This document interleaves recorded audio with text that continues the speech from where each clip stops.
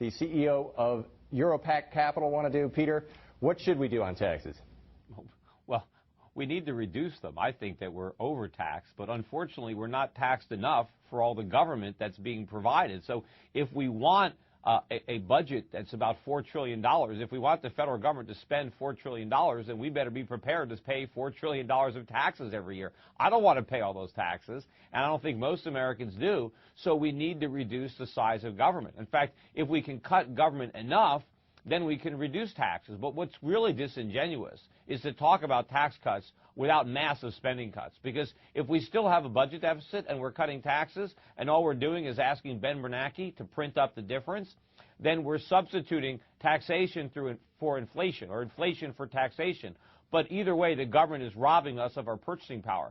Now, at least from my perspective, I have a way of avoiding the inflation tax, and that's because I own gold, I own silver, I have my money in foreign currencies and foreign stocks, and so I'm protected. But a lot of Americans who don't do that, who have treasuries or municipal bonds, or, they're getting wiped out to this inflation tax.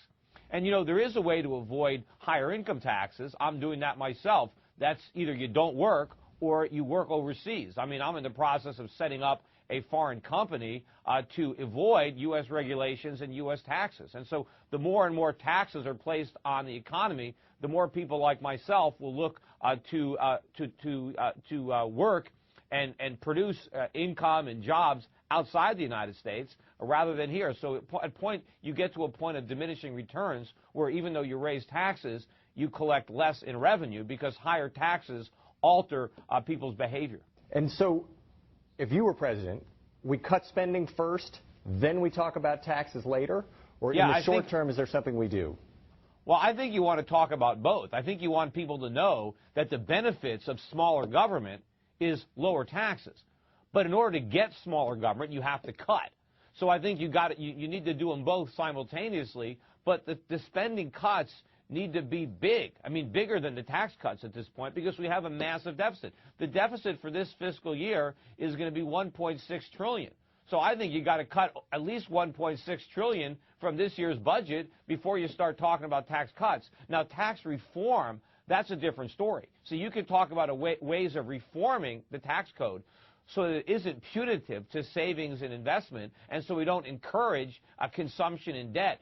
And so we can have a less onerous tax system that doesn't diminish economic activity. So what does the tax reform look like? Who gets socked with new taxes? Who gets a break? Are you in favor of cutting taxes on the wealthy?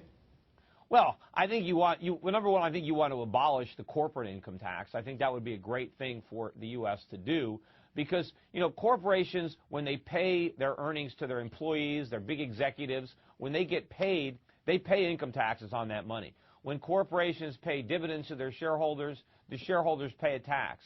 Why tax the corporations on the money they don't spend in salaries and they don't pay in dividends? Because that money is the money they use to grow their businesses, to make capital investments, to modernize their plant and equipment, to hire new people to grow the economy. You don't want to tax that. You want to encourage that.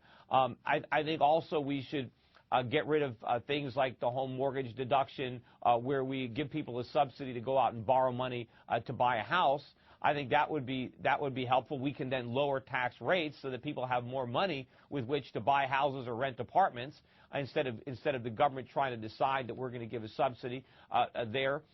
We can have a flat rate income tax where you don't punish people for earning more and working harder, or better yet, maybe not tax income at all. What about just taxing spending with a national sales tax instead of a national income tax? It sounds wonderful, laid out on a piece of paper. Is there any chance we get from here to there? You've described things that would sound utterly heretical to most Americans who love the homeownership deduction tax on mortgages, who hate the idea of being taxed, sales tax, because we're supposed to be consuming, getting out there and buying stuff. Of course, if you abolish the income tax entirely, then the home mortgage deduction is gone as well. So the thing is, if you're going to preserve the income tax, the best way to have an income tax is to have as a low rate as possible with as few deductions. And so to bring down the rate, you have to eliminate some of these things like the home mortgage deduction. But see, that also distorts the market. Because of that deduction, it artificially reduces the cost of buying versus renting, and it causes people to make decisions that absent those bad incentives, they might not have made.